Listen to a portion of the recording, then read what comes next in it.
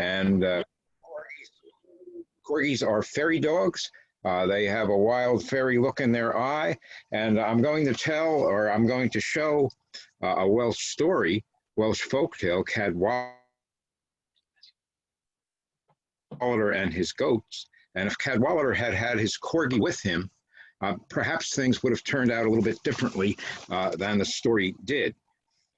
The folktale is a video narrated by me, made by my son Jonathan and his wife Liz, and his two children using puppets.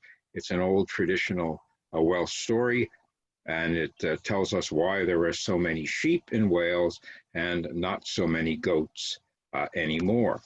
But I'm going to begin by reading a Welsh poem by one of the great 20th century English language poets, and I'm going to put Gwynda down first. R.S. Thomas lived from the year 1913 until 2000. He spent his life in Wales. He was an Anglican priest in the Church of Wales. He wrote his poems in English because he learned the Welsh language as an adult and did not consider himself fluent enough in Welsh to write his poetry in Welsh, but he is a great poet. Many think that he should have been considered for a Nobel Prize at some time in his life. And the poem that I'm going to read is called Welsh History. Thomas was an interesting fellow. He spent his days in a very interesting way. The first third of the day in the morning, he would work on his poems. In the afternoon, he would go out as a bird watcher, walking in the Welsh countryside. And in the evening, he would visit his parishioners in their homes in the various parts of the parish. The poem is Welsh History. It's about the traditions, the experiences, the difficulties, the tragedies, and the hope of Welsh history. We were a people taught for war. The hills were no harder. The thin grass clothed them more warmly than the coarse shirts our small bones. We fought and were always in retreat, like snow thawing upon the slopes of Myneth Mawr, and yet the stranger never found our ultimate stand in the thick woods, declaiming verse to the sharp prompting of the harp. Our kings died or they were slain by the old treachery at the ford. Our bards perished, driven from the halls of nobles by thorn and bramble. We were a people bred on legends, warming our hands at the red past. The great were ashamed of our loose rags, clinging stubbornly to the proud tree of blood and birth. Our lean bellies and mud houses were a proof of our ineptitude for life. We were a people wasting ourselves in fruitless battles for our masters, in lands to which we had no claim, with men for whom we felt no hatred. We were a people and are so yet. When we have finished quarreling for crumbs under the table, or gnawing the bones of a dead culture, we will arise and greet each other in a new dawn. R.S. Thomas. And now the folktale, Cadwalader and his goats.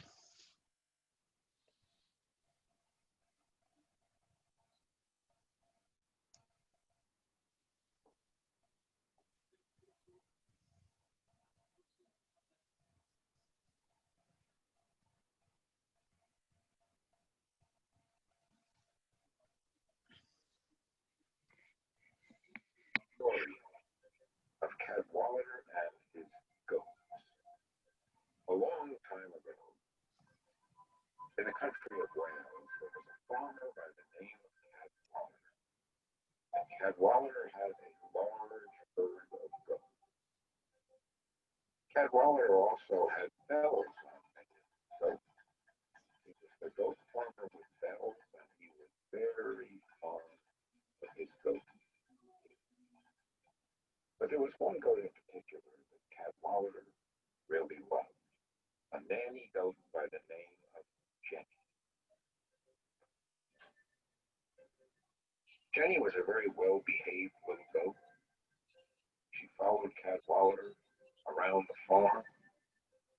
always nearby, always very docile. One day, however, Nanny began to behave in a very uncharacteristic way. All of a sudden, she ran out of the barnyard. She ran across the field. She jumped over a row of hedges and she ran into a forest. Cadwalader ran after her as fast as he could. He yelled and he hollered, but Nanny Jenny just kept on running. Cadwalader at last became exasperated. And he bent over and he picked up a small rock and he threw it at Jenny and he hit her in the head and she fell down to the ground. Cadwalader was terrified. He thought he had injured seriously or maybe killed Jenny. He ran up to her and he picked up her head and he started stroking it, petting it. And suddenly Jenny looked up at him and she started to lick his hand. And the next thing he knew, Jenny, the goat, was transformed into a beautiful young maiden. Now Cadwalader didn't know what to make of it. And the beautiful young maiden took Cadwalader by the hand and led him up to the top of a nearby hill. When they got to the top of the hill, Cadwalader could see that there were many, many goats. And the goats were braying, baa, baa. They were rattling their horns, baa, baa. They were frightened. They weren't particularly friendly herding goats like Cadwalader's back on the farm. The beautiful young maiden was feeling quite at home with all of the goats on the top of the hill, and suddenly there stepped forward from the crowd a large goat that seemed to be the king of the goats. And he looked very ferocious and he looked at Cadwalader and he charged him. And with his head and with his horns, he butted Cadwalader, and Cadwalader rolled down the hill and he was unconscious. The next morning, Cadwalader came to, and he looked around him, and there were no signs of any goats. Everything looked completely different than it had the night before. The village seemed to have changed. The trees even looked different. He could tell that the hills and the terrain was basically the same, but things looked very different. And Cadwalader looked over the hills, and instead of there being herds of goats, there were herds of sheep, hundreds of sheep. And they were fine. Something very similar to that. But Cadwalader walked down into the village, and everything was different. And when he found out it was 100 years later, you see, Cadwalader had run into the tulip egg. He had run into the white people.